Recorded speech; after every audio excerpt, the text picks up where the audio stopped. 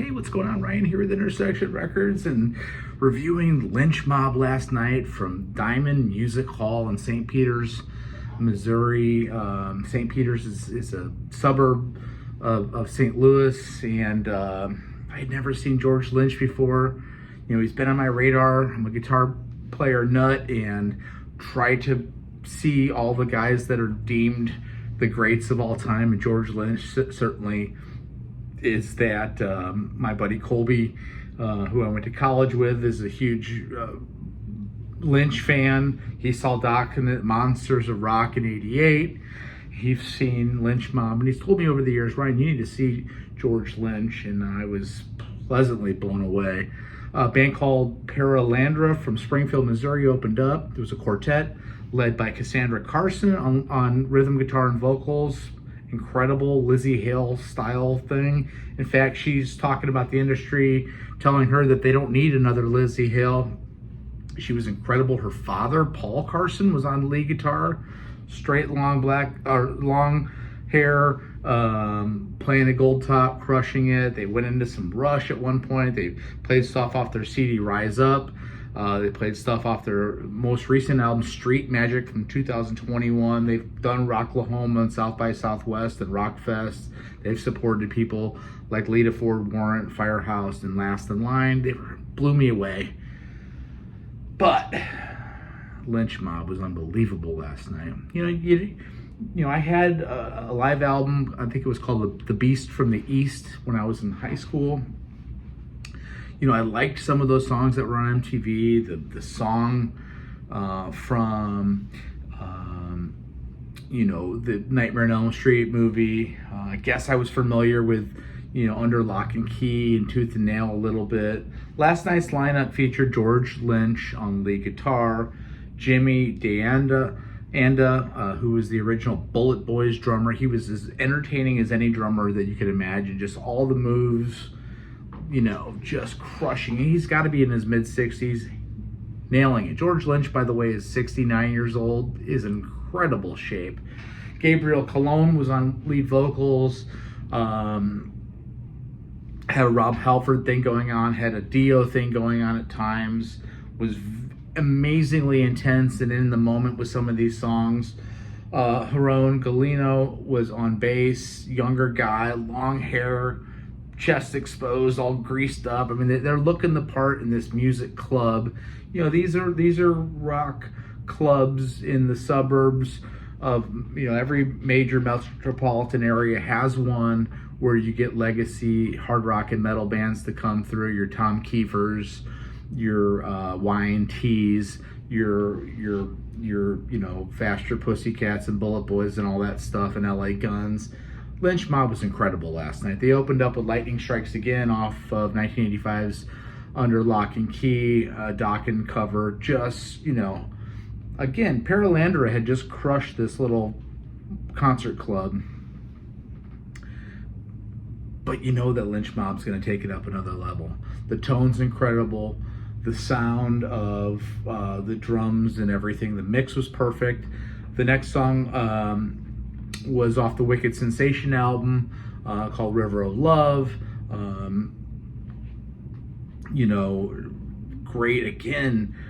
Cologne's taking this ownership of these songs. These are, you know, legacy songs, and he's delivering the goods. No Good was next off the second album, Lynch Mob. Another song, the fourth song, Dance of the Dogs off of Wicked Sensation was next. Hell Child was next. You know, just owning this. Again, drummer Jimmy DeAnda, he has all the you know, Sunset Strip drum moves. I think of drummers like Mickey D from Scorpions and Motorhead. I think of drummers like Tommy Aldridge from Whitesnake, as far as people that I like watching play drums. You know, it's one thing to be a great drummer and in the pocket and nailing every change. It's another thing to be so entertaining that you can't take your eyes off him. Of course, you can't take your eyes off of George Lynch, who's just owning this neck of the guitar. And, you know, you really early on get the idea that some of it feels improvised, some of it feels like he can grab the neck anywhere he wants to, make it in tune, bring it into other areas, especially when he's soloing. There's intricate parts in these solos. There's also hammer-ons that he needs to hit for chord changes, but everything in between seems improvised. I've seen a lot of people play guitar. He's up there with one of the best players I've ever seen. The next song was off of Smoke and Mirrors from one of their more recent albums from 2009. Let the Music Be the Master. It was freaking awesome. Then there was a George Lynch jam that felt like it was loosely based around Eruption by Van Halen. You know, just showing you his bag of tricks. You get the idea that it's different every night. You get the idea by looking at set lists that the set lists are slightly different every night. Slow Drag was next, where it felt like they were just improvising on stage. I did learn that the way that they did it was the original intention, and that Heleno on bass and Cologne on vocals didn't necessarily know, because they've just been in the band since 22, okay? Deandra on drums has been in and out of the band since 01. Slow Drag was kind of cool. For a Million Years was next, another song off of Wicked Sensation. There was 5 songs off of Wicked Sensation last night. Their most recent album from 2023 called Babylon, they did a song off of that called The Sinner. It was okay. It wasn't maybe quite as good as some of the older material, but that's how these things go, you know. Another song off of Under Lock and Key was next. It's Not Love. Take that back. It's Not Love is a Dawkins song. Yeah, that was next. Mr. Scary was next. Yeah, It's Not Love is under Lock and Key, excuse me, off of the 85 album. That was a big crowd pleaser. Mr. Scary was incredible. They brought Cassandra Carson back out from the opening band. She was just crushing leads along with George, back and forth. Mr. Scary is off of Back for the Attack from 1987. So again, a couple Dawkins songs to finish up the set. They never went off stage for an encore, and just closed with Wicked Sensation, title track off of their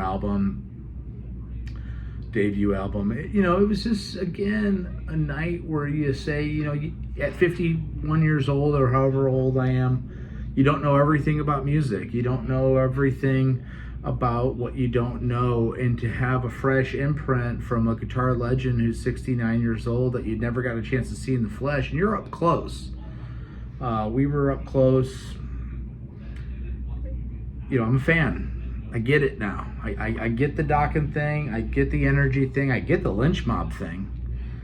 This is supposedly their last tour. They should not close up shop, because it's an amazing show. Check out my channel. We do shows every single day. Peace out. See ya. Have a good weekend. See ya.